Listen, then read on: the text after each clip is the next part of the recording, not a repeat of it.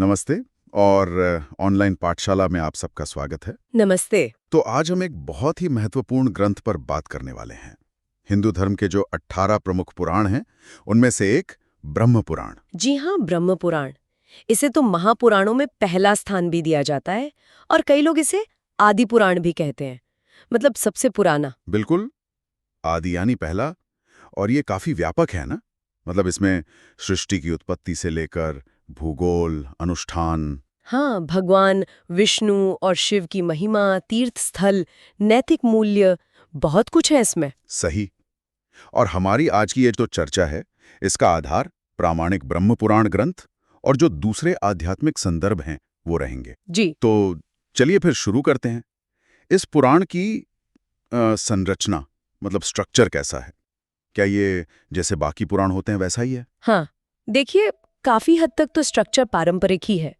जैसे पुराणों में होता है, सृष्टि का वर्णन, फिर वो मनु के वंश की कहानी, देवताओं की बातें, पृथ्वी का भूगोल। नरक, स्वर्ग वगैरह। हाँ, नरक, स्वर्ग, मंदिर और खास तौर पर तीर्थ, उनका महात्म्य, ये सब है। लेकिन इसमें कुछ अपनी खास बातें भी हैं। अच्छा, जैसे आपने सृष्टि का जिक्र किया, मैंने कहीं पढ़ा था कि इसमें सृष्टि की रचना की कहानी थोड़ी सी अलग है। वो मानस पुत्रों वाली बात और फिर मैथुनी सृष्टि, ये क्या कॉन्सेप्ट है? हाँ हाँ, बिल्कुल सही पॉइंट पकड़ा आपने। ये इसमें बड़ा रोचक पहलू है। देखिए, पुराण कहता है कि ब्रह्मा जी ने पहले मानस पुत्र बनाए, मतलब मन से उत्पन्न पुत्र। जैसे मरीचि, अत्रि। बिल्कुल, मरीचि, अत्रि, पुलस्त्य वगैरह। लेकिन उनसे सृष्टि का विस्तार वैसे नहीं हुआ जैसा ब्रह्मा जी चाहते थे। अच्छा, मतलब आबादी नहीं बढ़ी। हाँ, कुछ वैसा ही समझ लीजिए। तो फिर ब्रह्मा जी ने अपने शरीर के 2 हिस्से किए और मैथुनी सृष्टि शुरू की, मतलब स्त्री पुरुष के संयोग से होने वाली सृष्टि। और इसी से स्वयंभू मनु और शत्रुपा उत्पन्न हुए। और फिर उनसे मानव वंश चला। जी, उन्हीं को मानव जाति का पूर्वज माना जाता है। ये तो वाकई दिलचस्प है। मतलब ये एक तरह का एवोल्यूशन दिखाता है, मेंटल क्रिएशन से फिजिकल क्रिएशन की तरफ।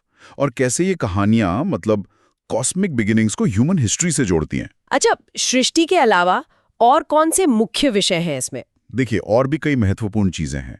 शिव पार्वती विवाह का बहुत सुंदर वर्णन मिलता है। फिर कृष्ण लीला, उसका तो बहुत विस्तृत विवरण है इसमें। हाँ, कृष्ण लीला का मैंने भी सुना है। और विष्णु के जो अलग अलग अवतार हैं, उनकी कथाएं हैं। साथ ही जो सामाजिक व्यवस्था है, वर्णाश्रम धर्म जिसे कहते हैं। 4 वर्ण और 4 आश्रम। जी बिल्कुल।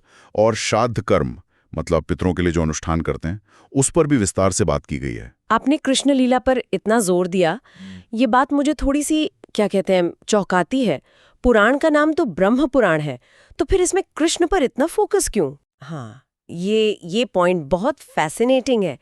देखिए, पुराण का नाम ब्रह्म पुराण है, तो ये ब्रह्म तत्व की व्याख्या तो करता है, लेकिन ये साकार ब्रह्म की उपासना पर ज्यादा जोर देता है। साकार ब्रह्म मतलब ईश्वर का वो रूप जिसे हम देख सकें, अनुभव कर सकें। बिल्कुल, जिसके गुण हैं, रूप हैं।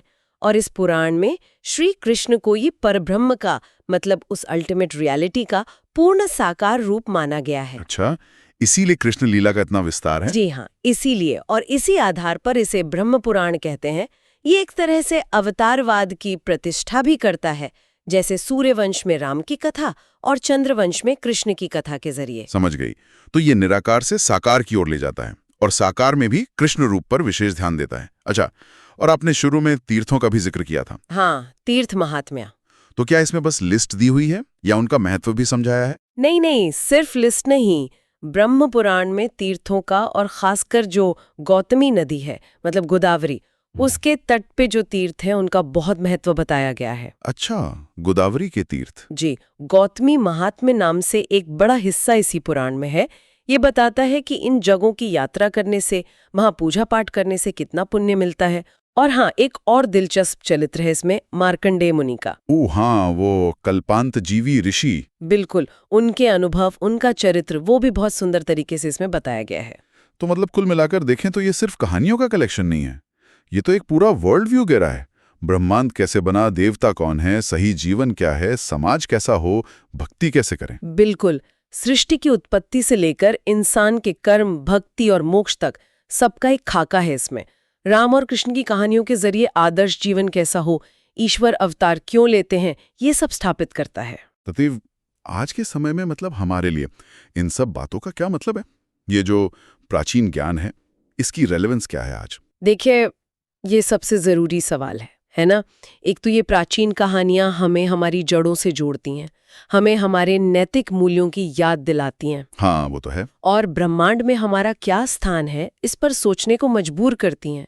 तो ये सोचने वाली बात है कि इन कथाओं में जो संदेश छिपे हैं, वो आज हमारी लाइफ को, हमारे वैल्यूज़ को कैसे गाइड कर सकते हैं, कैसे पॉजिटिवली अफेक्ट कर सकते हैं।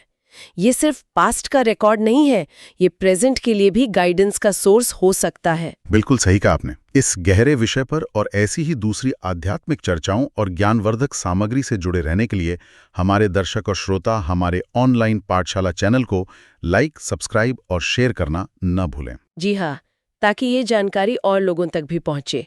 और अगर आप स्तोत्र, रंगोली और संगीत से जुड़ी हमारी ऑनलाइन क्लासेस ज्वाइन करना चाहते हैं, तो स्क्रीन पर दिए गए कॉन्टैक्ट नंबर पर संपर्क कर सकते हैं।